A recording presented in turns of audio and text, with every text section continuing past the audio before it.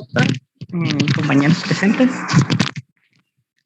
Ahora vamos a iniciar ya con nuestra exposición, con nuestro análisis del caso clínico y las respuestas que hicimos a la hoja de trabajo. Siguiente diapositiva, por favor.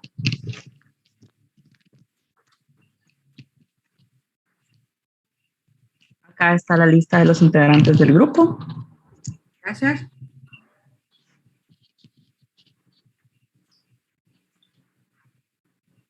Siguiente, por favor. Bueno, el caso clínico nos decía que hay un paciente masculino, 85 años, el cual se presenta con hematemesis y hematoquesis, lo cual es vómito con sangre y pues excreción de sangre por el ano, ¿verdad? Este tiene un antecedente de hipertensión alta sistólica aislada tratada con carbina, con norverapamilo, 10 miligramos al día. Tiene una hiperplasia prostática benigna, la cual está tratada con Ominous, una tableta a la hora de dormir, el cual también es bebedor social de cerveza y no fuma. Sabemos que por malestar general toma ibuprofeno o diclofenaco una vez al día.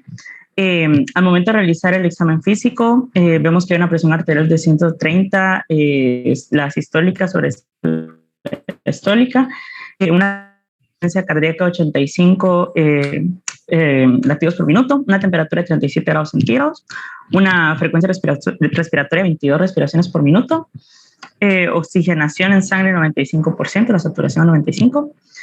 También menciona que luce pálido, hay un tórax simétrico, expandible, un corazón rítmico sin soplos, hay una buena entrada y salida de aire bilateral. También hay un abdomen semigloboso con leve circulación colateral, o sea, sí está un poquito inflamado, pero no tanto.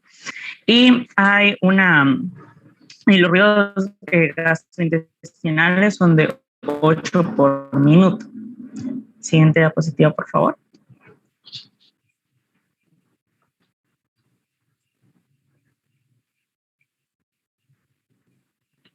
Ahora iniciaremos con la pregunta número 1, la cual estará a cargo de nuestra compañera Jasmine.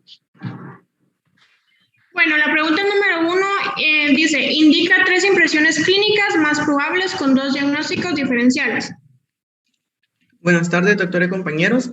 En base a las impresiones clínicas y los diagnósticos diferenciales, yo le voy a explicar lo que es la hemorragia gastrointestinal superior y la úlcera péptica.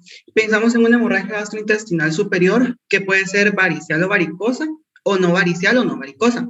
Cuando hablamos de una hemorragia gastrointestinal superior varicosa, nosotros podemos pensar en una hipertensión portal. ¿Por qué? Porque tenemos que el flujo de sangre que llega al hígado se va a bloquear. Entonces, de forma compensatoria, ese flujo de sangre se va a ir a los vasos demasiado pequeños. Entonces, ¿qué va a pasar? Vamos a ver que, más que todo en el esófago y en el estómago, se van a dilatar las venas. Si estas no se tratan o no se diagnostican en su tiempo, nosotros podemos tener que estas se pueden reventar, entonces vamos a tener hemorragia. Y podemos tener la hemorragia gastrointestinal superior no varicial, también es llamada hemorragia digestiva alta no varicosa. Esta está relacionada con una úlcera péptica. Más adelante la vamos a tratar. También está relacionada con erosiones agudas de la mucosa, con desgarro de la mucosa del cardias, lo que va a provocar un vómito, y esto se le va a denominar el síndrome de Mallory-Weiss.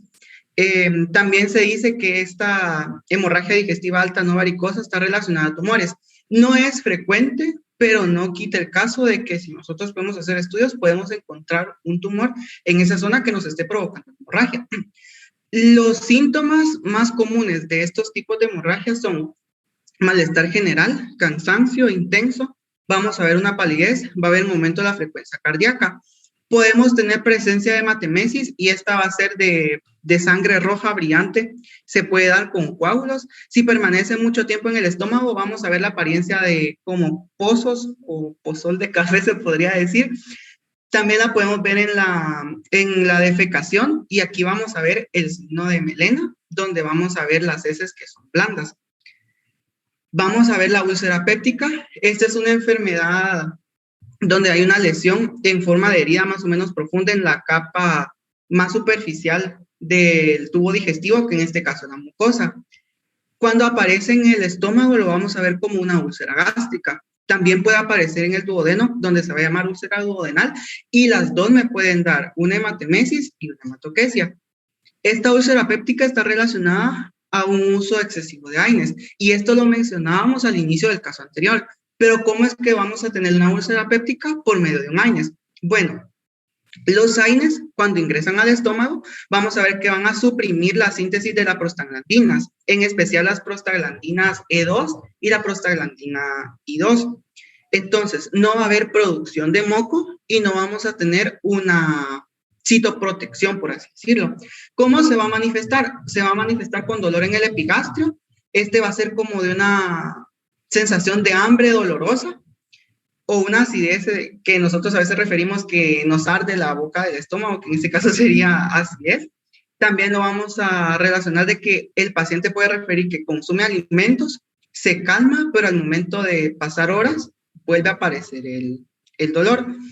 Se dice que tiene menos frecuente náuseas y vómitos, pero sí pueden aparecer. Ahora, cuando hablamos de una presencia de Helicobacter pylori relacionada a una úlcera péptica, tenemos que tener en cuenta de que esta va a estar relacionada, o sea, la infección de Helicobacter pylori, con el consumo de AINES. ¿Por qué? Si recordamos, dijimos que los AINES van a como no secretar moco, entonces no va a haber una protección. ¿Qué pasa? El Helicobacter pylori puede sobrevivir al pH ácido del ácido gástrico. ¿Cómo? Cuando el Helicobacter pylori entra al estómago, vamos a ver de que por medio de unas ureasas van a producir amoníaco y este se va a convertir en amonio. Entonces el Helicobacter pylori lo va a liberar y se va a ir alrededor de ella misma. Va a neutralizar el pH del ácido conforme vaya pasando hasta llegar a la mucosa. Luego ahí va como que entrar a los epitelios y entonces va a llegar a una zona que es la superficie luminal, en donde aquí ya va a haber un pH fisiológico y entonces ya vamos a ver lo que es una infección. Por eso se le llama que es una bacteria oportunista. ¿Por qué? Puede aparecer con la presencia de AINES, que los AINES le van a dar como que un plus para que se reproduzca y llegue al pH fisiológico más rápido, o ella sola puede llegar a las capas en este caso puede ser del estómago o del duodeno, y entonces me puede causar la ulceración y puedo tener una hematemesis y una hematoquesia. Y por último consideramos lo que es la cirrosis hepática, que en términos generales la cirrosis hepática es una cicatrización en el hígado.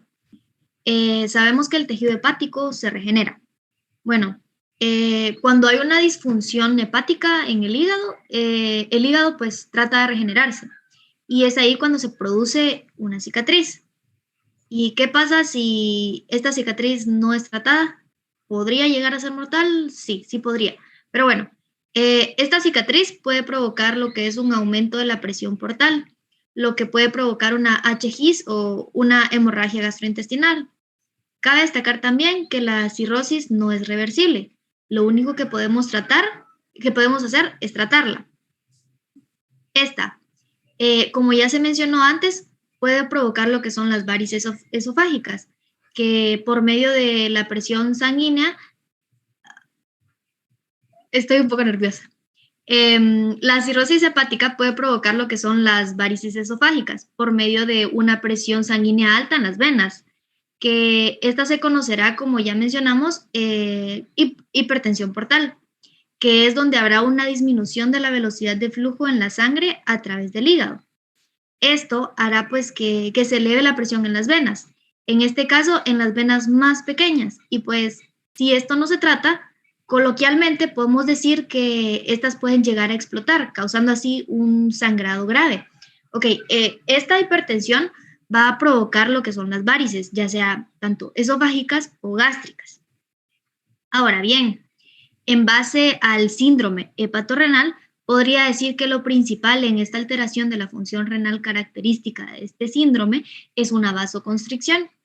Una vasoconstricción que es intensa de la circulación renal secundaria a una circulación sistémica. Pero, ¿esto cómo se da?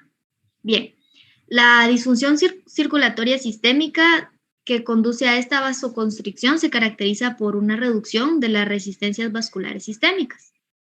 Esta, secundaria a una vasodilatación de la circulación arterial esplénica, va a estar dada por la hipertensión portal.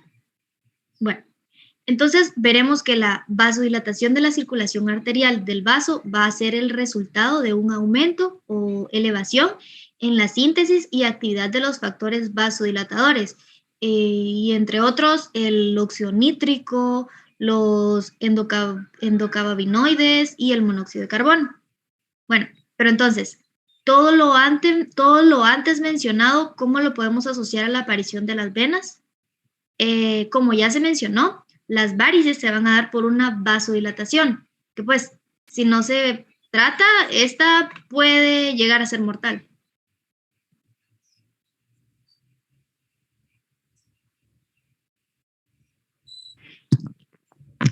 Muy bien, vamos a dar paso a la siguiente pregunta. Cristian. Sí.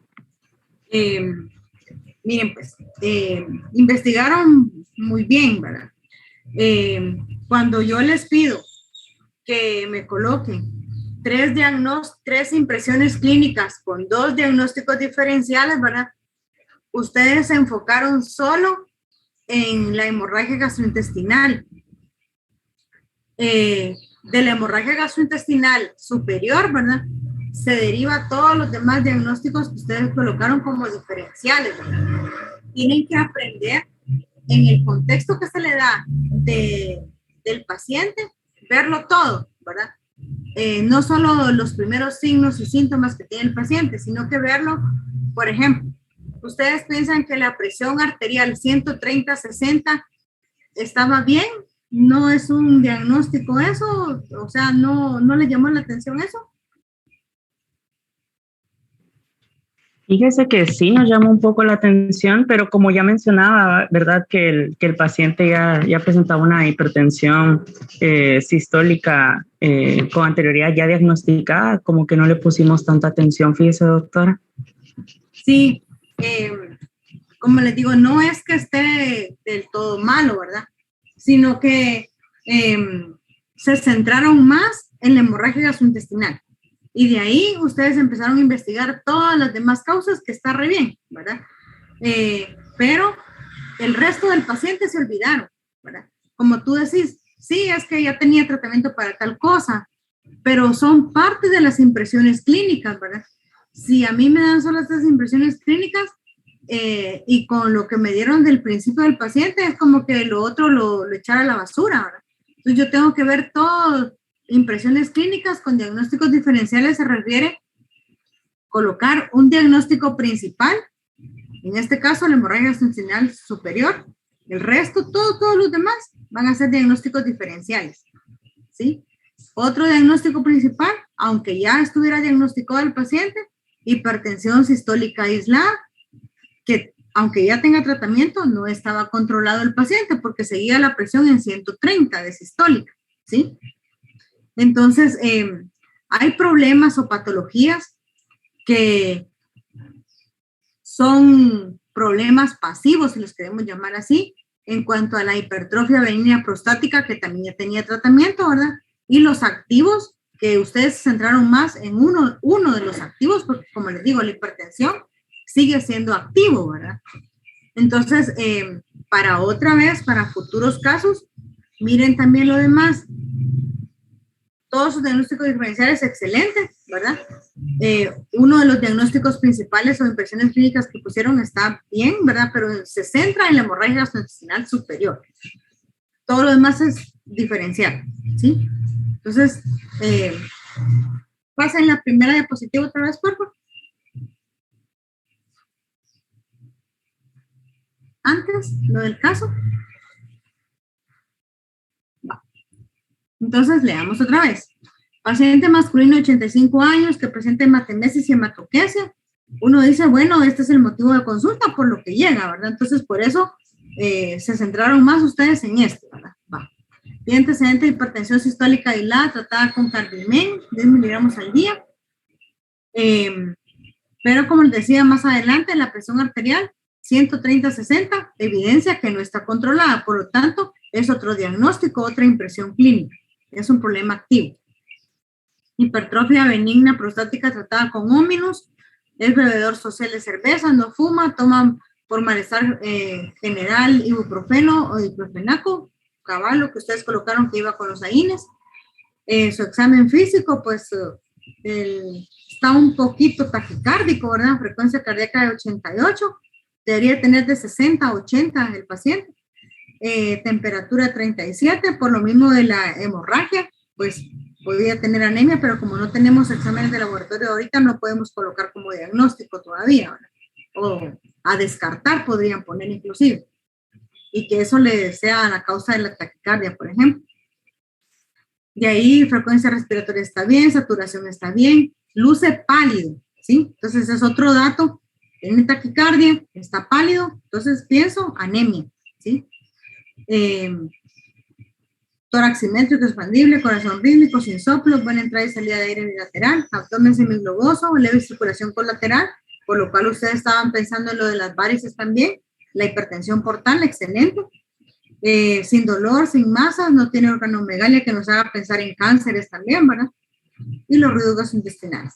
Entonces, como ven ahí, sus 3 diagnósticos ahí estaba, y como ya un pasivo que no está activo en este momento, la hipertrofia benigna, porque esa sí está controlada.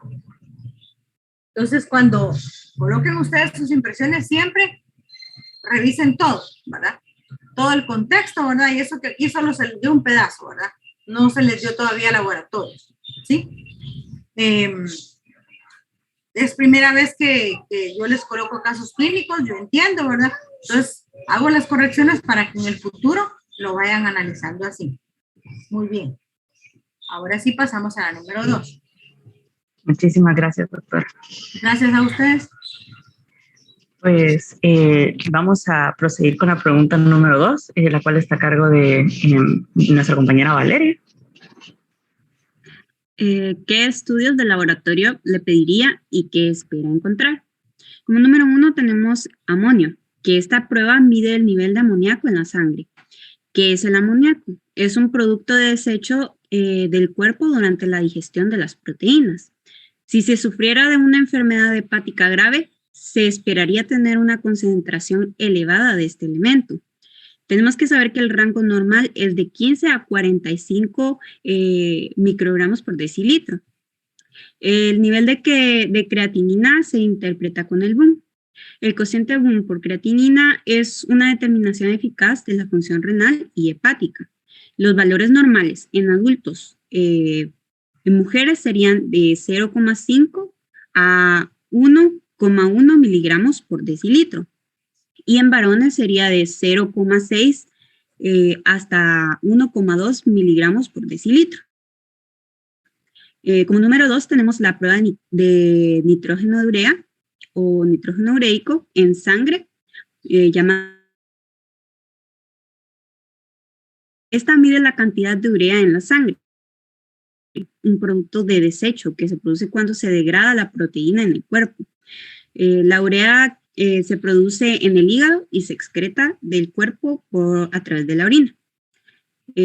Como tercer laboratorio sería la hematología, en la cual se espera encontrar anemia con niveles bajos de hemoglobina y plaquetas, que la cantidad normal de plaquetas en la sangre es de 150.000 a 400.000 por microlitro. Para una persona de 85 años, la hemoglobina debe ser de no menos de 13 gramos por decilitro para tomarla como anemia. 450.000, Valeria. Hasta ahí va el rango de las plaquetas. Ok, gracias. Como cuarto laboratorio, tomamos el perfil hepático. En el perfil hepático se centra en lo que son las enzimas. Una de las enzimas es la alanina aminotransferasa, enzima localizada principalmente en el hígado. Es la mejor para detectar la presencia de una hepatitis. Es una enzima unilocular citoplasmática. En las hepatitis alcohólicas con necrosis, este índice es generalmente mayor a 1, mientras que en las hepatitis virales es generalmente menor a 1. El rango normal es de 4 a 36 unidades por litro.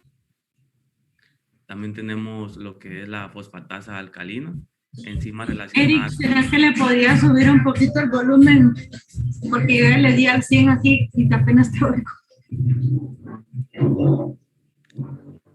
Fosfatasa alcalina, ahora sí. Ajá. La fosfatasa alcalina es una enzima relacionada con los conductos biliares, pero asociado también a los huesos, intestinos y placenta. Aumenta cuando existe obstrucción o lesión con los conductos bilaterales. Cuando el hígado está dañado, la fosfatasa alcalina puede filtrarse al torrente sanguíneo.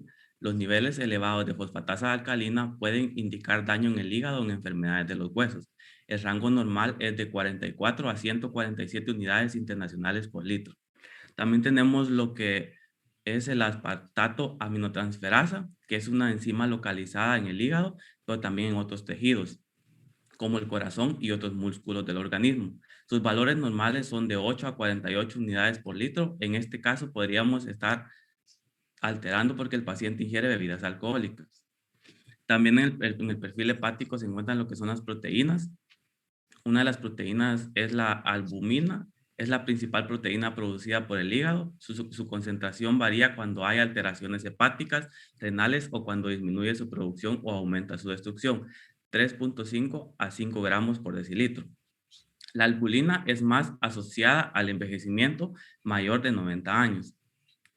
Las pruebas adicionales tenemos lo que es la gamma-glutamiltransferasa, que es una enzima hallada principalmente en las células del hígado. Es un marcador muy sensible para enfermedad hepática, pero no es específico, ya que no permite diferenciar entre las diferentes causas de enfermedades hepáticas. La gamma-glutamiltransferasa no se recomienda de forma rutinaria, pero puede utilizarse en conjunto con la presión arterial para determinar si el origen de un aumento de presión arterial se debe a una alteración en el hígado o en el hueso. Se pueden encontrar concentraciones muy elevadas de la gamma-glutamiltransferasa en los casos de alcoholismo. Los niveles altos de gamma-glutamiltransferasa en la sangre pueden ser un signo de enfermedad del hígado o de daño en las vías biliares. Valores normales es de 5 a 40 unidades por litro. Y también tenemos el tiempo de protrombina. El hígado produce algunos de los factores de coagulación de la sangre, por lo que un tiempo de protrombina alterado puede indicar la existencia de un daño hepático.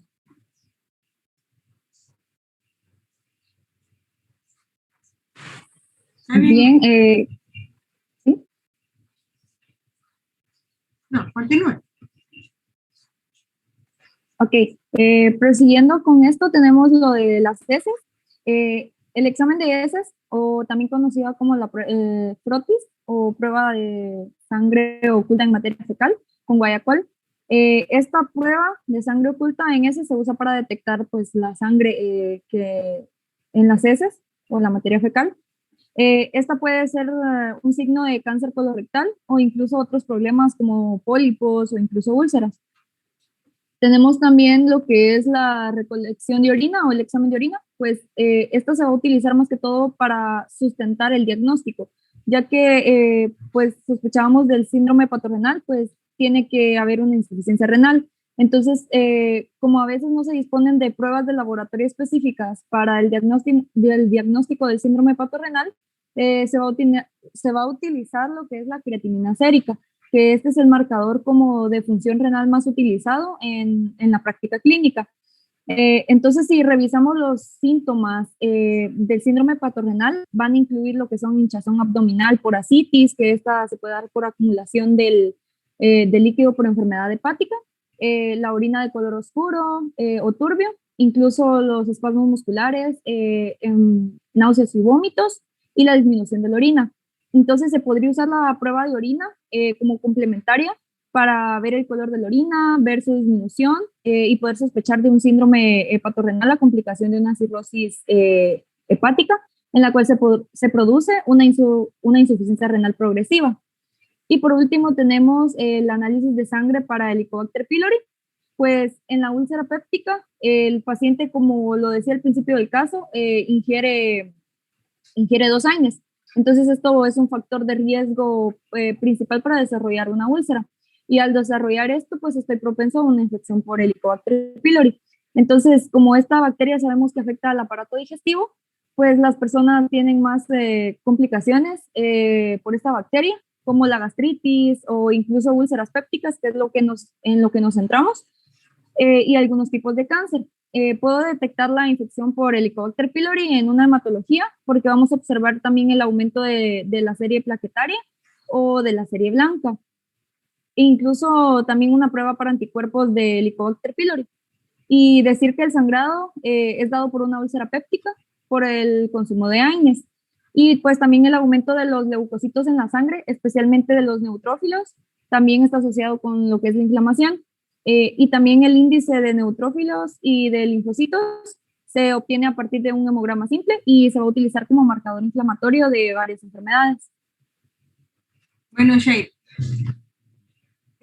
a mí, como tú dijiste, me hubiera gustado ver nitrógeno de urea, creatinina, pero no está, ¿verdad? Tú lo mencionaste, pero preferiría que estuviera la creatinina en lugar del examen de orina, porque no lo colocaron acá. Con respecto cuando yo digo examen de heces o coprología, lo único que deberían de hacer la prueba en un laboratorio, ustedes llevan su muestra y le dice, ¿qué examen quieren? Heces. Entonces, ¿qué es lo que le van a pedir? Le van a hacer en el laboratorio. Solo le van a hacer su examen macroscópico, como ustedes dijeron, color, aspecto, ¿verdad? Su examen microscópico, cuántos leucocitos hay en las heces, cuántos eritrocitos hay en las heces, ¿verdad? Si hay parásitos, si hay almidones, si hay grasas, ¿verdad? Pero un examen de heces como tal no le va a ver, o sea, usted tiene que ser más específicos al pedir sus estudios, ¿verdad? No pedir solo así heces, ¿va? Si va a pedir heces porque, pues, puede ser de que un parásito tiene una entamoebis tolítica ahí, le está causando su úlcera ahí intestinal, y esa sea la causa del sangrado, está bien, ¿verdad? Pero si yo pido solo heces así como tal, como ustedes lo escribieron, solo es un examen simple, ¿sí? Igual, ¿verdad? Tú hablaste de medir anticuerpos para Helicobacter pylori. ¿Será que actualmente me servirá a mí un análisis que yo te pida a ti de anticuerpos en sangre para Helicobacter pylori? O si estoy pensando en el Helicobacter pylori, sería mejor pedir un antígeno de Helicobacter pylori.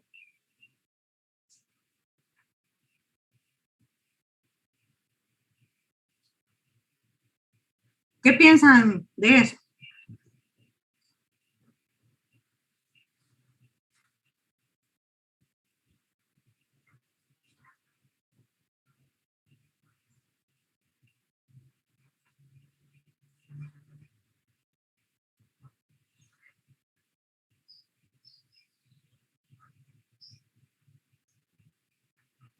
Doctora, ¿puede repetir la pregunta?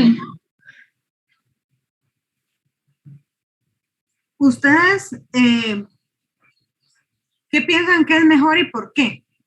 ¿Pedir anticuerpos en sangre para Helicobacter pylori o pedir antígeno en heces para Helicobacter pylori?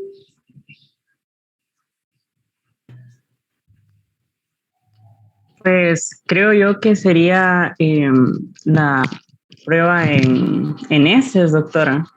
Ajá, correcto, Cristian.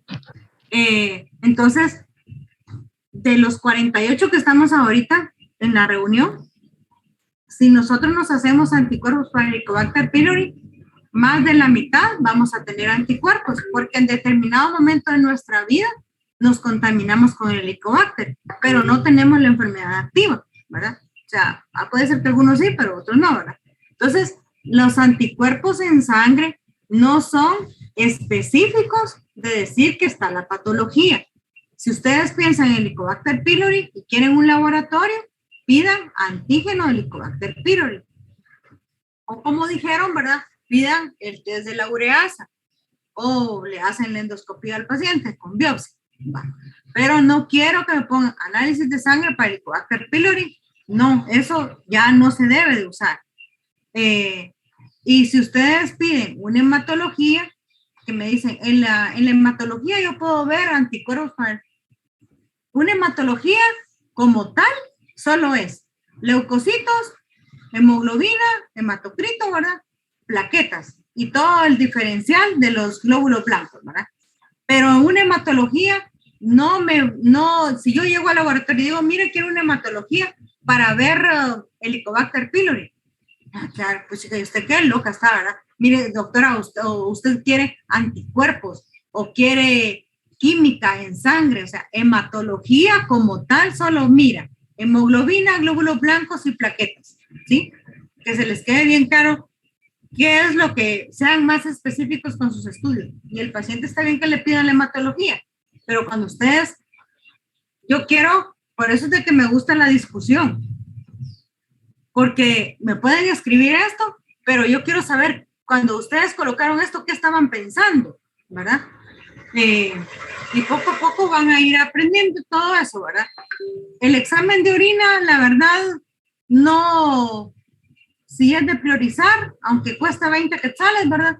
Yo no lo dejaría ahí, ¿verdad? Preferiría la creatinina, ¿sí? Bueno, y lo demás sí, estamos bien. Si todavía yo no me doy a entender, no tengan pena, díganme, ¿verdad? Porque puede ser de que estemos en teléfono descompuesto, yo quiero tal cosa y ustedes aprenden, y ustedes tienen otro concepto. Sí, pero creo que quedó bastante claro, doctora. Vamos a tomarlo en cuenta en los siguientes casos clínicos, ¿no? Vale, está bien, gracias. Bueno, ahora daremos paso a la siguiente pregunta, la cual estará a cargo de la compañera Ani. Ella va a estar leyéndola. Bien, pregunta número 3. ¿Qué estudios de gabinete le pediría incluyendo su estándar de oro? Le cedo la palabra al compañero Aviocho.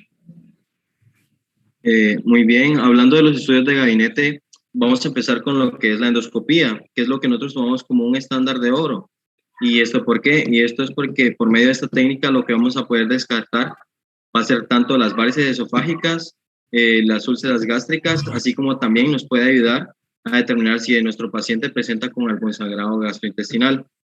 También nos va a ayudar a encontrar dónde podría estar el sangrado o las varices y qué es lo que lo causa. Lo ideal para nosotros, dijimos que sería realizar una endoscopía digestiva alta.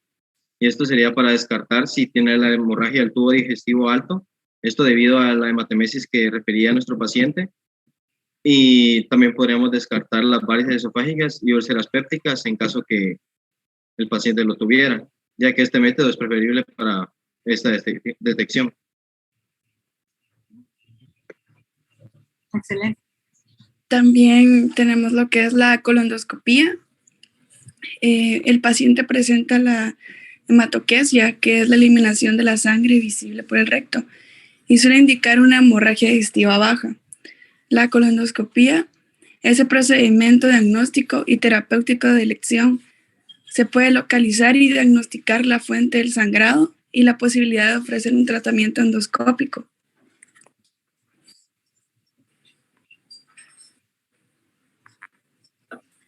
Así también tenemos el ultrasonido, que este se realiza con el objetivo de estudiar y diagnosticar las causas del dolor, la hinchazón y la infección en algunos órganos internos, como en nuestro pacientito teníamos que evacuaba sangre y así. Entonces, por lo general, este es un estudio que se efectúa en pacientes con daño hepático crónico o hepatitis, en búsqueda de complicaciones vasculares y se descarta algún síndrome hepatorenal porque se caracteriza por la hipertensión portal y que se distingue por el deterioro de la función renal y sus marcadas anormalidades en la circulación arterial. En un ultrasonido yo puedo descartar la hipertensión portal. ¿Perdón, doctor? En un ultrasonido yo puedo descartar la hipertensión portal. Lo que llegamos a la conclusión es como no teníamos en sí claro qué era lo que tenía el paciente. Entonces, como lo que mencioné antes, que él estaba pues evacuando sangre, entonces el ultrasonido para ver si había alguna lesión, alguna anomalía en algún órgano o en alguna parte de su cuerpo para poder pues descartar cualquier cosa.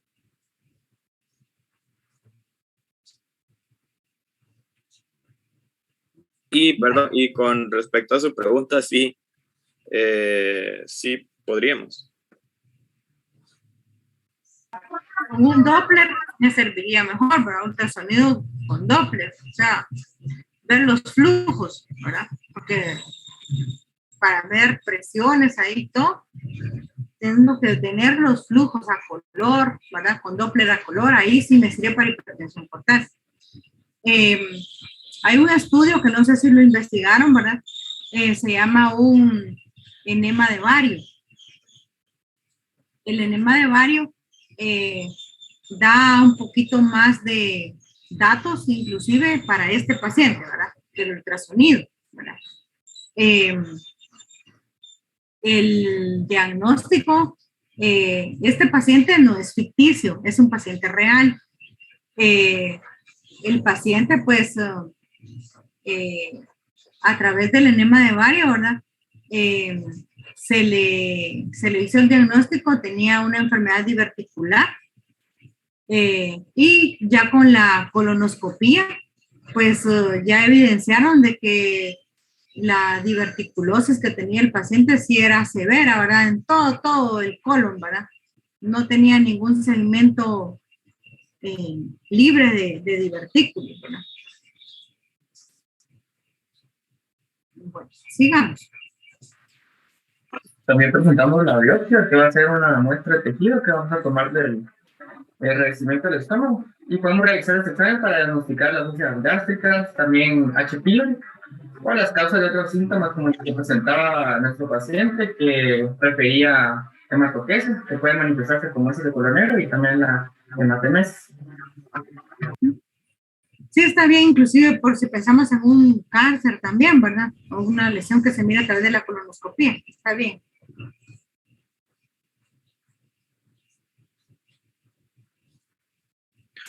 Bueno, pasamos a la siguiente pregunta, y esta pues nos interroga diciendo qué tratamiento se le daría de forma integral, indicando cuál sería la dosis y el tiempo de la misma.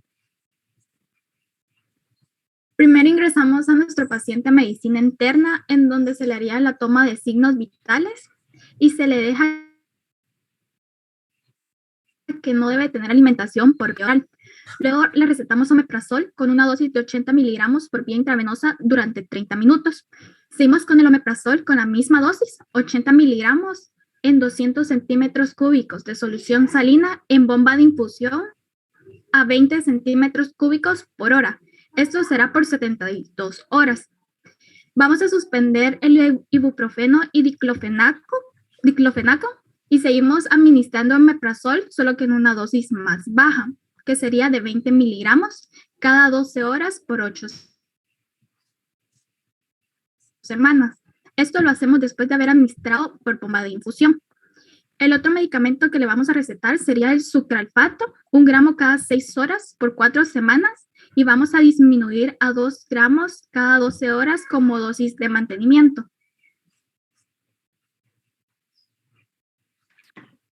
En el caso del omeprazol, que es uno de los medicamentos que fueron recetados, les hablaremos un poco lo que es el mecanismo de acción de este medicamento para que así podamos entender por qué hemos recetado este medicamento.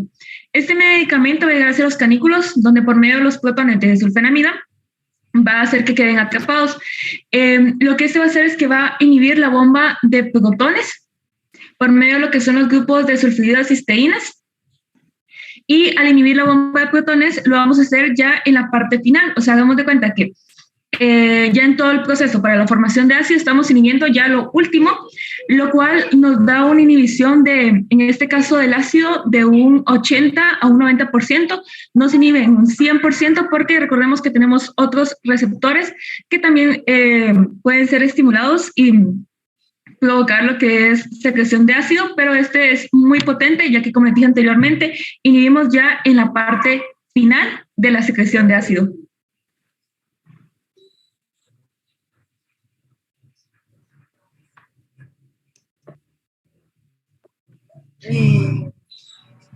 ¿Ahí está todo el tratamiento o tienen otra, van a agregar algo más? Vamos a agregar algo más, doctora. Otro dato que podemos agregar al caso clínico para tener una mejor comprensión de este es entender el por qué se da una suspensión de ibuprofeno o diclofenaco durante el tratamiento del paciente, algo que también ya mencionamos anteriormente, pero acá haremos un poco más de hincapié. La pirosis prácticamente ocurre cuando el ácido del estómago regresa hacia el esófago, o también es conocido como el ácido estomacal, ¿verdad? Este puede ser un efecto secundario de ciertos medicamentos como lo son los antiinflamatorios no esteroideos. En este caso, pues sería lo que es el ibuprofeno o el diclofenaco. Otra contraindicación que podemos mencionar de estos medicamentos es que tienen un margen muy elevado en el que pueden causar úlceras, sangrado o perforaciones en el estómago o intestinos, pero siendo el margen más elevado por su uso recurrente, como lo hacía en este caso el paciente, para aliviar su malestar general, por lo cual se da la suspensión de estos. Muy bien, ahora vamos a hablar sobre el sucralfato. En el caso del sucralfato lo vamos a recetar y lo vamos a utilizar para tratar las úlceras gástricas o úlceras duodenales. Esto se va a lograr gracias a que el medicamento va a proteger y va a promover la curación y la cicatrización de las úlceras. Entonces vamos a conocer cómo es de que realiza esta tarea. Y lo hace gracias a que cuando el sucralfato llega a un medio de un pH menos de 4, o sea, un medio ácido, como lo es el estómago por el ácido clorhídrico, crea unos enlaces que son extensos que forman polímeros que van a ser muy viscosos y pegajosos. Esto va a formar un gel o una especie de pasta que se va a adherir en las proteínas de la mucosa digestiva, o sea, en la úlcera, lo que está dañado. Entonces, aquí va a cumplir la función de proteger. Entonces, las otras funciones que mencionamos fue la de promover la curación y cicatrización. ¿Cómo va a lograr esto? Lo que pasa es de que el sucralfato va a estimular la producción de gastroprotectores. Entonces va a hacer que el cuerpo empiece a trabajar para curar y cicatrizar las úlceras. Esto es muy importante mencionarlo, porque el sucralfato no va a tratarlo, sino que solo va a promover de que se cure y se cicatrice. En el caso del sucralfato, se va a administrar por vía oral y la cantidad que el cuerpo va a absorber de este fármaco es muy pequeño, de un 3 a 5%. Y la razón es porque el sucralfato actúa de una manera muy superficial. Y la duración del sucralfato va a ser dependiendo de la cantidad de úlceras y también de la ubicación de la lesión. Pero se da un promedio de unas 6 horas que el sucralfato va a hacer el efecto, y el sucralfato se va a excretar por medio de las heces. Debemos de mencionar también algunos efectos adversos o algunos puntos importantes, y es que el sucralfato va a causar estreñimiento. También se debe de evitar con pacientes que tienen una insuficiencia renal por una sobrecarga de aluminio, ya que el sucralfato contiene hidróxido de aluminio, entonces vamos a causar más daño en el paciente. Como mencionamos, el sucralfato va a formar como una capa protectora, y esto va a hacer de que haya menos ubicación para que haya una absorción. Entonces, va a haber si existe algún medicamento, va a haber una mala absorción de este medicamento si se toma junto con el sucralfato. Entonces, si se está tomando algún tipo de medicamento, debemos esperar al menos unas 2 horas después del medicamento para tomar el sucralfato. También va a haber una formación de besoares, esto por el gel que mencionábamos. El gel es muy pegajoso, entonces puede llegar a formar besoares que son como masas que se puede llegar a formar, un cúmulo que se puede llegar a formar y quedarse atorado ya sea en el estómago o en el intestino. Y también, muy importante, que no se debe de tomar un antiácido al mismo tiempo con el sucralfato, o al menos no antes de 30 minutos o después de 30 minutos de haber tomado el sucralfato. Esto por lo mismo que mencionaba antes, de que el sucralfato empieza a trabajar en un medio ácido. Entonces, si tomamos un antiácido, el sucralfato no va a funcionar de la manera correcta. Muy bien.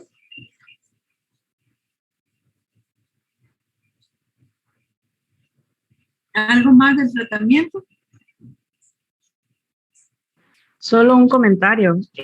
Lastimosamente no pudimos poner como que un poco más de medicamentos, ya que tratamos de generalizar con qué podíamos atacar la sintomatología que estaba presentando el paciente, ya que como no teníamos exámenes de laboratorio y todo eso, no podíamos como que llegar a un diagnóstico, ¿va? Entonces tratamos de poner medicamento que no le fuera a afectar con los males que tenía y todo el medicamento que atacara directamente la sintomatología que presentaba, generalmente, ¿va? Muy bien, Cristian. Solo lo que hubiera agregado yo, aparte de lo que tiene, es como les digo, ¿verdad? El paciente estaba pálido, tiene historia de sangrado, ¿verdad? Entonces, valorar la posibilidad de transfundirle células empacadas, porque está bien, ¿verdad? Los medicamentos que ustedes colocaron para la hemorragia gastrointestinal, excelente, ¿verdad? Pero sí, ¿cómo le voy a reponer yo lo que está pálido, está taquicárdico, ¿verdad? Hay que ponerle sangre a ese paciente. Lo que está perdiendo hay que reponerse, ¿verdad? Y ahí lo demás estamos bien. Okay, muchísimas gracias, doctora. Bueno, vamos a ver. Ajá. Vamos con el siguiente, que va a ser el compañero Johnny Sandoval. Él va a estar leyendo la pregunta y vamos a estar analizándola. Sí, una semana después reciben un resultado. ¿Qué tratamiento le daría si se le reporta Helicobacter pylori? Una triple terapia por 10 a 14 días, administrando lansoprazol 30 miligramos 2 veces al día cada 12 horas, claritromicina 500 miligramos 2 veces al día cada 12 horas, amoxicilina 1 gramo 2 veces al día cada 12 horas y su dieta adecuada. Está bien. Que sería acabar la primera línea de tratamiento, asumiendo de que no ha tenido tratamientos previos, ¿verdad?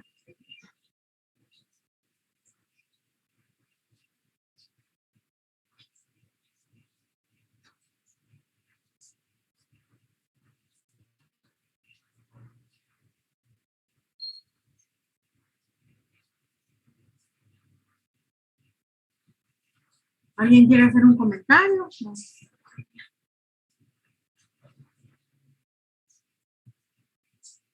Ahí estamos.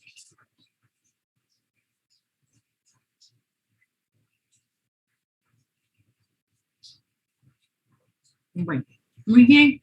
Entonces, si el paciente, esto no estaba para usted, ¿verdad? Entonces, el paciente yo le diría que es alérgico a la amoxicilina.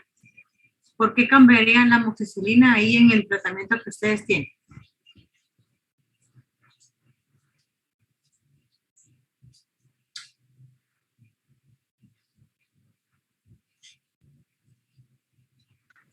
¿Con acitromicina, doctora? Por acitromicina. Pero ya le estoy dando claritromicina, porque el tratamiento que ustedes colocaban de primera línea tenía inhibidor de bomba de protones, en este caso lansoprazol, 30 miligramos 2 veces al día. Amoxi y clarito. Entonces, si es alérgico a la amoxicilina, no le doy acitro porque la citromicina es un macrólido, es igual que la claritromicina. Doctora, metronidazol. Ajá, metronidazol podría ser una opción. Muy bien, o tetraciclinas. Va. Esta no estaba para ustedes, o sea que esa no es fuera de, solo para, y luego cuando estemos viendo antibióticos igual van a ir aprendiendo más de los antibióticos. Bueno, muy bien chicos, entonces yo les subo su nota ahí al grupo. Que pasen feliz tarde. Gracias, doctora. Gracias, doctora. Gracias, feliz tarde. Gracias, doctora. Gracias.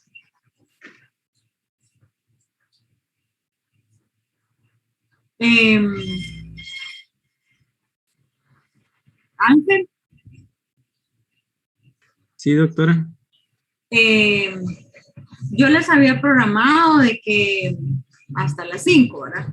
Entonces, porque pues ya algunos tienen clases y todo desde los SAC. Entonces, mi pregunta es la siguiente. Nos queda todavía media hora. Si le damos un poquito así más rapidito, yo considero que terminamos, ¿verdad? Así de una vez le subiría la nota de hoy ustedes del grupo. ¿Qué dicen? Sí, el grupo ahorita me está comentando que está de acuerdo. Yo soy parte del grupo y sí, estamos de acuerdo. Muy bien, muy bien, Ana. Démosle entonces.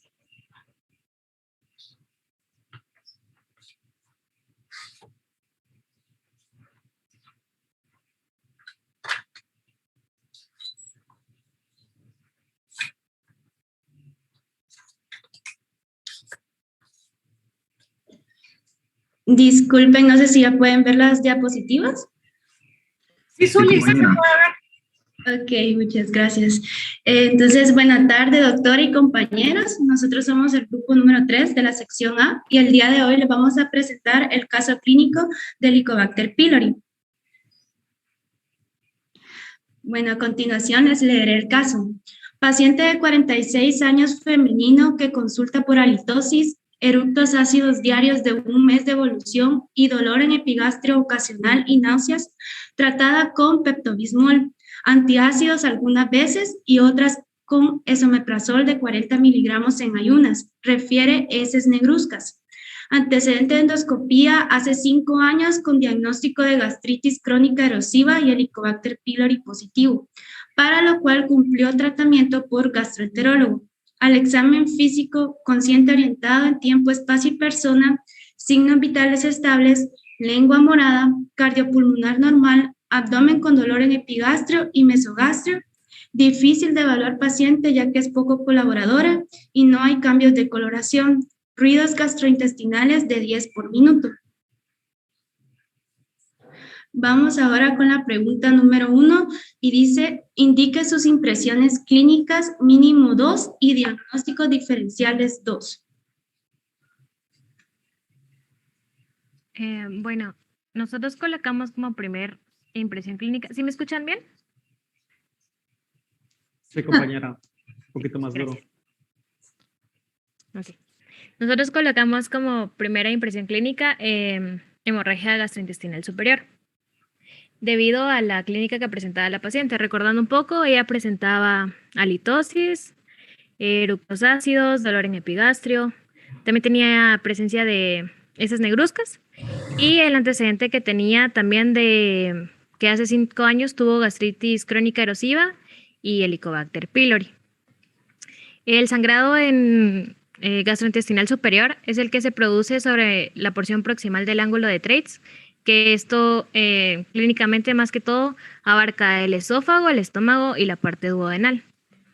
Y clínicamente esta hemorragia se manifiesta en hematemesis o en restos cafés, melena o ambas cosas.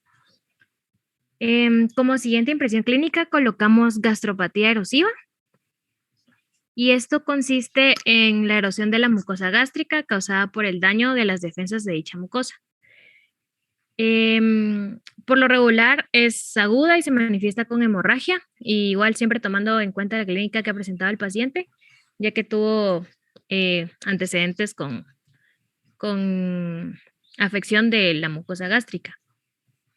Y por último colocamos úlcera péptica, y estas se producen cuando el ácido estomacal daña el revestimiento del tracto digestivo. Las causas más comunes son la bacteria de Helicobacter pylori y los AINES, más que todo para descartar la presencia o no de que la bacteria volviera a resurgir en su organismo.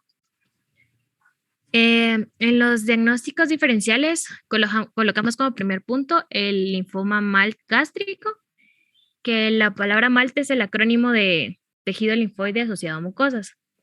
Este es un tipo de linfoma que puede afectar a diversos órganos del cuerpo, recordando siempre que la parte que recubre internamente el estómago, pues es una mucosa. Entonces, por eso es un MALT gástrico. Y aproximadamente vimos que en investigaciones que el 90% de los linfomas MALT aparecen en personas infectadas con Helicobacter pylori. Como siguiente diagnóstico colocamos el adenocarcinoma. De igual manera estuvimos investigando que la mayoría de los cánceres de estómago son adenocarcinomas.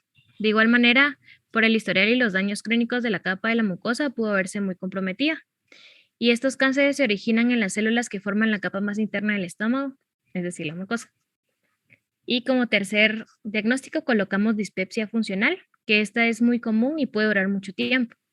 Y aunque los signos y síntomas en su mayoría son intermitentes, los signos y síntomas se asemejan mucho a las úlceras, como el dolor, el malestar en la parte superior del abdomen, y a menudo se acompaña de distensión abdominal, eructos y náuseas. Gracias. Ok, muchas gracias, Katia, por tu respuesta. Entonces, ahora la pregunta número 2 dice, ¿qué estudios de laboratorio solicitaría y qué espera encontrar? Solo, Zuli, pasa la anterior, por favor. Acá está bien cómo lo analizaron, solo, por ejemplo, acá, excelente, ¿va? Hemorragia gastrointestinal superior, como 1, ¿verdad? 1 punto, aquí sería A, por ejemplo, o 1.1, gastropatía erosiva, B, o 1.2, úlcera péptica, o sea, que cualquiera de estas dos le podría dar la hemorragia gastrointestinal, ¿sí? Entonces, ahora aquí sí, cabal, son diferentes todas, ¿verdad? ¿Sí? Como diferenciales. Pero aquí sí sería A, por ejemplo, o B. A esta, B esta, o al revés. O 1.1, 1.2. Como parte de que estas pueden ser de esta, ¿sí? Pero está bien. Muchas gracias, doctora. En la próxima la vamos a tener en cuenta. Ajá, no hay pena. Ahí está bien las respuestas. Ok, gracias. Entonces, hoy sí, la pregunta número 2 dice, ¿qué estudios de laboratorio solicitaría y qué espera encontrar? Entre los estudios a realizar sería la prueba de aliento. Esta más que todo sería para descartar la presencia o ausencia de la Helicobacter pylori. Luego tenemos unas pruebas serológicas. Esto nos va a ayudar a medir los anticuerpos que se puedan encontrar en la bacteria. Seguidamente vamos a realizar un examen coprológico para detectar rastros genéticos de la Helicobacter en las heces. Este examen también se puede emplear para diagnosticar la infección. Un antibiograma, pues esta va a ser una prueba de susceptibilidad a los antibióticos para poderle dar un mejor manejo al paciente. El antibiograma, Ruby, el antibiograma no entiendo. ¿De qué estudio le vas a pedir antibiograma? ¿De sangre, de heces, de orina? Sí, yo tengo entendido, doctora, usted me corregirá, el antibiograma se hace como susceptibilidad a los antibióticos de la bacteria. Sí, pero ¿de qué parte tú estás pidiendo el antibiograma? O sea, ¿de sangre, de heces? Pues en este caso sería de heces, porque como estamos haciendo un antígeno en heces para detectar el examen coprológico para detectar rastros genéticos, entonces haríamos un antibiograma respecto a eso. Ajá. Entonces, cuando uno pide por ejemplo, un coprocultivo con antibiograma, uno dice, bueno, coprocultivo para ver qué tipo de bacteria es, y el antibiograma, como tú dijiste, es para ver a qué es sensible, ¿verdad? Pero en los laboratorios, el Helicobacter pylori no lo reportan en un coprocultivo. Ahora bien, en el examen ya específico de anticuerpos para el Helicobacter pylori, lo pedimos así, en ese, ¿verdad? Que sale positivo. Ahí sí, como dijiste, ¿verdad? Entonces, del antígeno para el Helicobacter pylori, pedirle antibiograma, aunque no lo hacen. Regularmente lo hacen este antibiograma cuando uno ya saca la biopsia, ¿verdad? Pero sí sería válido pedir antígeno para Helicobacter pylori en heces con antibiograma, ¿verdad? Pero sí tienen que especificar ustedes de dónde quieren el antibiograma, ¿sí? Porque eso es lo que les van a preguntar. Mire, ¿dónde quieren el antibiograma? ¿De la sangre, de la orina, del popó, de qué? ¿Verdad? Va. Gracias, doctora. Bueno, continuando, tenemos la prueba de ureasa. Esta nos va a ayudar a descartar si el paciente tiene presencia o ausencia de de la Helicobacter. Esta tiene una especificidad alta por la cual fue que la tomamos en cuenta. Y por último, un antígeno en heces para determinar si hay antígenos contra la bacteria en el sistema gastrointestinal. Pero aquí ustedes pusieron 5, 6, esto no es la 1. La 5 no es la 1. Y la 3 con la 6 tampoco. ¿Se refiere al orden, doctora? Tal vez es así, tal vez es que yo no entiendo. Yo lo tomo como 1, un examen, 2, otro examen, 3, otro examen, así. Pero ustedes no lo tomaron así. Sí, cada examen es diferente. ¿Qué diferencia tiene entonces la prueba del aliento, que es el test de ureasa, con la prueba de ureasa que pusieron aquí? Sí, son distintos porque en la prueba de aliento es exhalando que lo va a hacer el paciente, y la prueba de la ureasa va a ser por coloración. Por coloración. Ajá, como digamos que la enzima ureasa va a ayudar a que el pH de la urea que va a formar amoníaco sea el que indique el rojo. Entonces ya a partir de ahí vamos a saber si la prueba está positiva o negativa. ¿Pero esto lo van a hacer ustedes en heces o le van a introducir una píldora al paciente o a que se trague la píldora o a qué? En un cultivo, doctora. O sea, un cultivo le pido la prueba de ureasa. Es que no recuerdo el nombre del tinto, donde el licenciado Patrón mencionaba que cambiaba un color como amarillo o rosa. En base a eso, nosotros lo utilizamos, pero realmente no sabemos si pueda ser diagnóstico. Ajá, el licenciado tal vez los confundió más ahí. Hay bacterias que, como ustedes saben, degradan la urea, ¿verdad? Porque tienen esta enzima que se llama ureasa. Está correcto. Y el Helicobacter es una de estas, ¿verdad? Pero eso se mira, por ejemplo, en una prueba de orina, cuando, ¿cómo se llama? Dicen nitritos positivos, por ejemplo, ¿verdad? O en un coprocultivo, prueba de ureasa positivo, pero no es algo específico, ¿verdad? La verdad, yo me quedaría con esto. La prueba de aliento con la urea, el test de aliento con la urea, ¿verdad? Los anticuerpos contra el Helicobacter pylori, que pues realmente anticuerpos en sangre no son específicos porque solo me dicen que el paciente en determinado momento de su vida se contaminó con el Helicobacter, pero no me dicen si tengo la infección actual ahorita, ¿verdad? Lo que más se utiliza es el antígeno para el Helicobacter pylori en heces, ¿verdad? Para ser más específicos, ¿verdad? Así como lo colocaron acá, ¿ves? Antígeno para determinar si hay Helicobacter pylori en el sistema, en heces sería, ¿verdad? El sistema intestinal. Y lo que ustedes dijeron, antibiograma en el antígeno, si el antígeno sale positivo, entonces antibiograma para el Helicobacter pylori en heces, ¿verdad? Con esas me quedaría yo. Esto no, ¿sí? Y yo no quiero que les pregunten, ustedes a veces les preguntan mal, los confunden.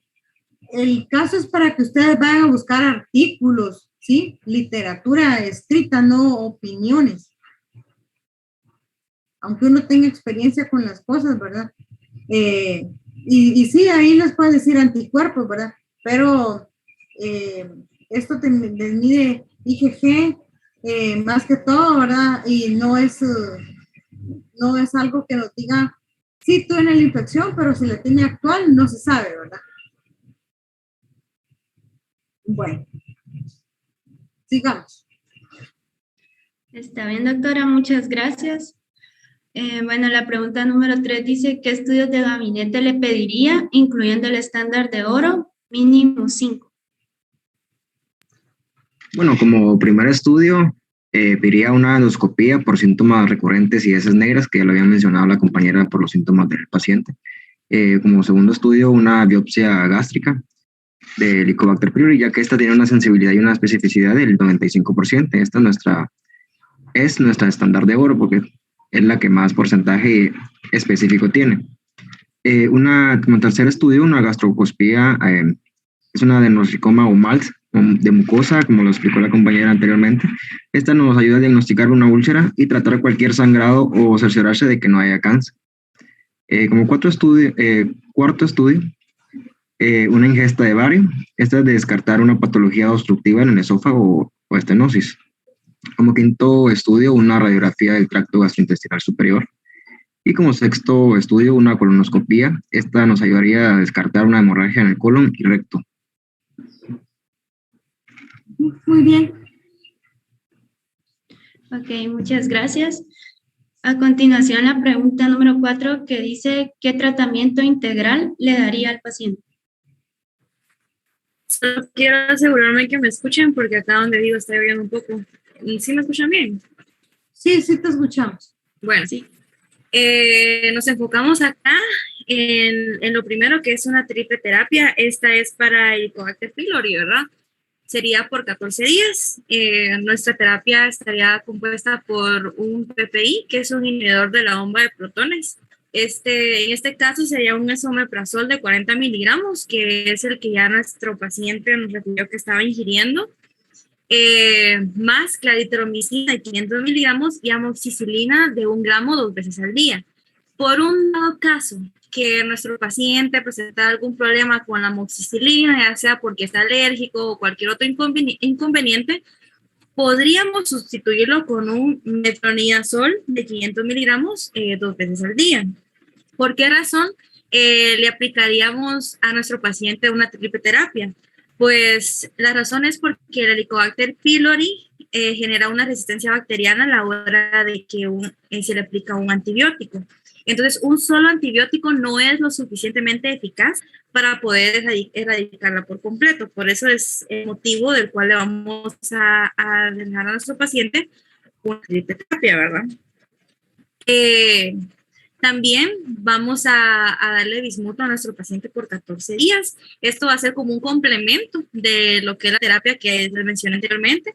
Esto para que nuestra mucosa pues se vuelva un poco más alcalina y asimismo estaríamos evitando dañar más la mucosa gástrica de nuestro paciente, ¿verdad? Porque como sabemos el bismuto es un antiácido neutralizante y nos va a ayudar a defender lo que es la mucosa. También lo utilizaremos para poder evitar el efecto rebote del PPI, ¿verdad? Y se retirará al terminar el tratamiento, que es después de los 14 días. Adicional a esto, le vamos a pedir a nuestro paciente que por favor pueda seguir una dieta, evitando el consumo de comidas grasosas, azúcares, harinas, café, lácteos, alcohólicos, carnes rojas, cítricos, y picantes y condimentos que sabemos perfectamente que son alimentos que no nos van a favorecer en absolutamente nada con el tratamiento que vamos a llevar a cabo con nuestro paciente.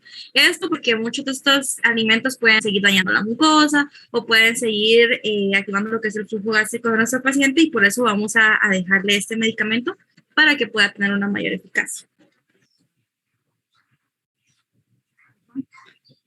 Okay, muchas gracias, Rosemary, por tu respuesta. Vamos con la pregunta número 5 y dice, coloca el mecanismo de acción de cada fármaco que prescribió a la paciente. Bueno, como dejamos el esomeprazol, ¿verdad? El paciente ya lo tomaba y lo dejamos. El esomeprazol es un inhibidor de la bomba de protones. Necesita una activación en un ambiente ácido. Su forma activa se va a unir a través de enlaces covalentes con grupos sulfidrilos de cisteínas en la bomba de protones. Así va a inactivar irreversiblemente lo que es la molécula de la bomba, que se localiza en las células parietales gástricas, reduciendo así la secreción ácida en el estómago. La secreción ácida se reanudará solo después de nuevas moléculas, proporcionando supresión de 24 a 48 horas de lo que va a ser la secreción ácida. Y ahora el mecanismo de acción de la amoxicilina como antibiótico. Para detallar un poco esto, la amoxicilina es una penicilina semisintética perteneciente a la familia de los betalactámicos. Estos se llaman así porque en su estructura tienen un anillo de betalactamo. Todos antibióticos betalactámicos incluyen cefalosporinas, carbapenémicos, monobactanémicos. Bueno, el mecanismo básico de acción es que inhiben la síntesis de peptidoglucanos de la pared bacteriana.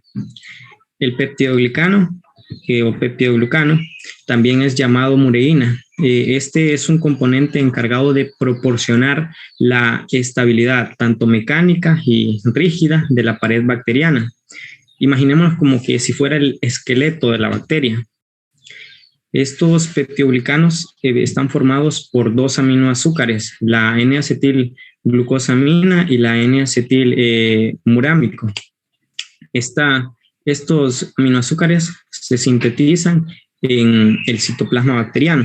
Ahora bien, ¿cómo actúa este antibiótico amoxicilina? Estos lo que van a hacer, van a inhibir la síntesis de peptidoglucanos mediante la acilación de dos enzimas, la transpeptidasa y la glucosiltransferasa, que estos también son llamados PBP, proteínas de unión a penicilina, porque estas enzimas son las que van a actuar, son a las que van a unirse en las penicilinas. ¿Y qué es lo que hacen estas enzimas? La transpeptidasa es la enzima que establece enlaces cruzados entre cadenas laterales de aminoácidos, una manera de decir que van a unir aminoácidos. Y la glucosiltransferasa, que va a unir las unidades de glucopéptidos para formar cadenas más largas. En otras palabras, estas dos enzimas son claves para la formación y la síntesis de los peptidoglucanos.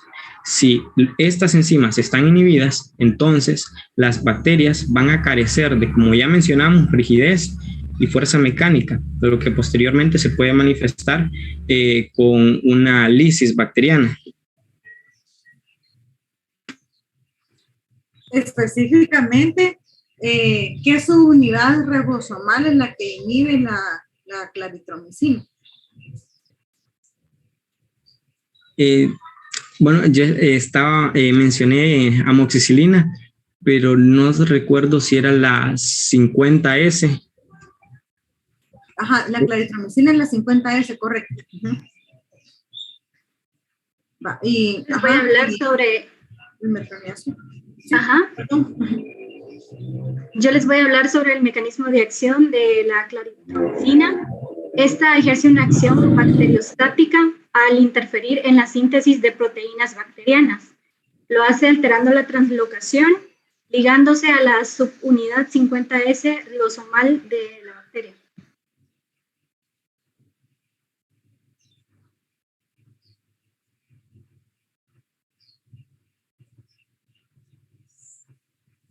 Yo creo que se fue el audio, se fue la señal.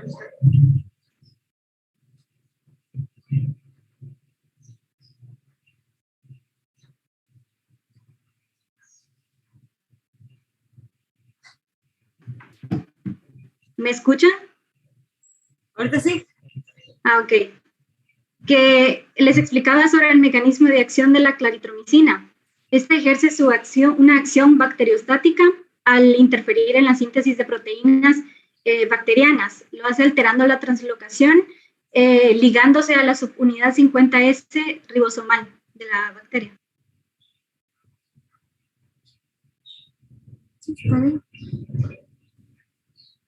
Yo les voy a hablar sobre el mecanismo de acción del metronidazol.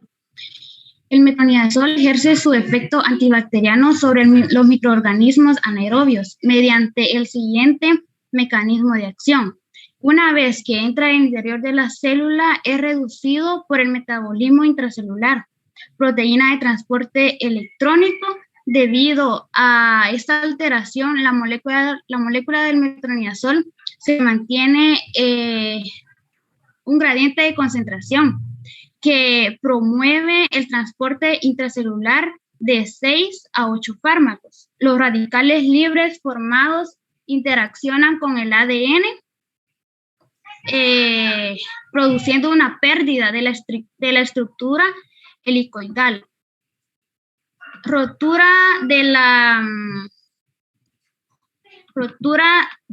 de la cadena con la inhibición resultante de la síntesis de ácidos nucleicos y muerte celular. Gracias. ¿Qué tal, compañeros? Yo le voy a hablar sobre doctora, sobre el bismuto. Esto está relacionado con la toxicidad directa sobre la función de la membrana, la inhibición de la síntesis de proteínas. No se escucha. Bueno, pero ahí sale, pero no se escucha.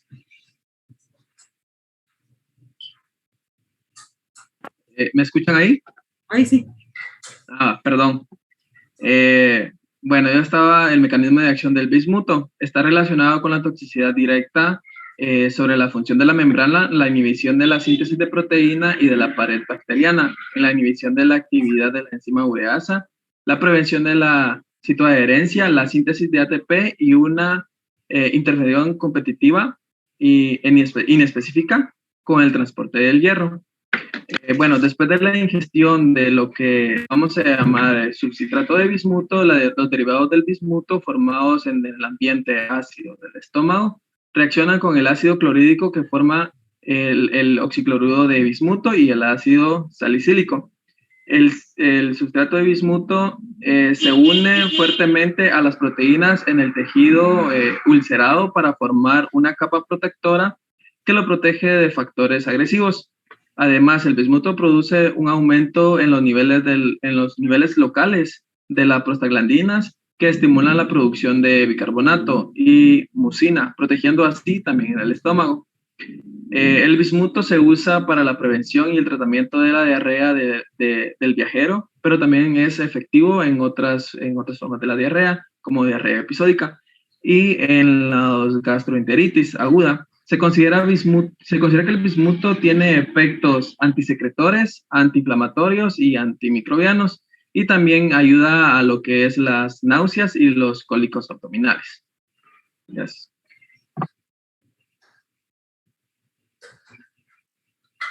Muchas gracias por su atención. Bueno, gracias. ¿Y por qué piensan que el paciente tenía la lengua morada? ¿No les llamó la atención eso?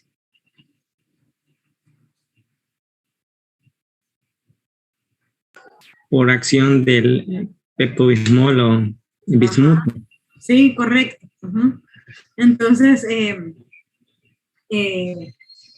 siempre que cuando evalúen al paciente, ¿verdad? Mírenle bien sus mucosas y todo, ¿verdad? Y pregúntenle, ¿verdad? ¿Qué medicamentos está tomando? Porque el peptobismol, luego de su uso crónico, produce esa coloración en la lengua. Y el paciente a veces se asusta, ¿verdad? Y que mire, ¿por qué tengo la lengua morada, verdad? Y cuando se aprendan o repasen el mecanismo de acción, siempre los inhibidores de la bomba de sodio-potasio, hidrógeno-potasio ATPasa,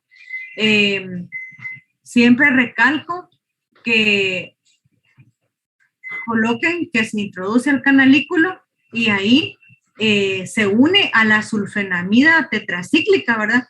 Luego, haciendo un enlace covalente con los grupos sulfidrilo. Y así es como inhibe la bomba, ¿verdad? De hidrógeno potasio ATPasa de una forma irreversible.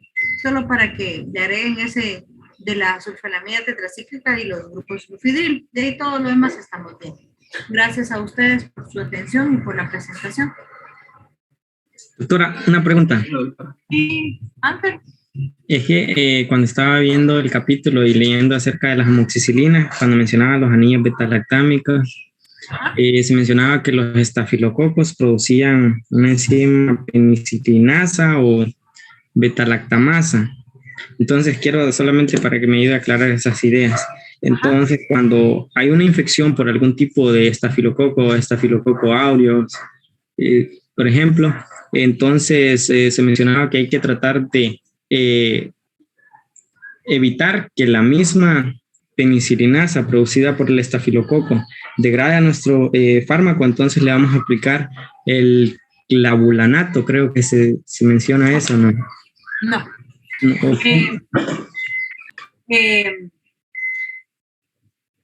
Las bacterias, ¿verdad?, producen betalactamasas. Entonces, estas betalactamasas, hay clasificación. La clasificación más fácil es que se clasifican las betalactamasas de la A a la D. Entonces, los estafilococos producen betalactamasas de clase D, de dedo, que se llaman penicilinasas. Entonces, estas penicilinasas destruyen, ¿verdad?, el anillo betalactámico de las penicilinas, y por eso es que el tratamiento para estos estafilococos se utilizan penicilinas semisintéticas, como por ejemplo dicloxacilina, oxacilina, meticilina, ¿verdad?, que son resistentes a las penicilinasas, o sea, este tipo de betalactamasa, ¿verdad? Ahora bien, hay otras betalactamasas, por ejemplo, que son producidas por la Escherichia coli o por la Klebsiella pneumoniae, ¿verdad?, que pueden ser betalactamasas de clase A o de clase B, que estas destruyen penicilinas, carbapenémicos. Entonces, en este caso, si son betalactamasas de clase A o de amplio espectro, ¿verdad?, o una blea, por ejemplo, entonces el tratamiento ahí es darle un inhibidor de las betalactamasas, como es el ácido clavulánico o el sulbactam o el tazobactam, para cuando las bacterias producen betalactamasas clase A. Cuando son productoras de betalactamasas clase B, se les da el astreonam, que son betalactamasas dependientes de zinc, ¿verdad? Entonces, todo eso lo vamos a explicar cuando estemos viendo penicilinas, que es bien bonito, ¿verdad? Sí, pero qué bueno de que hayan investigado más.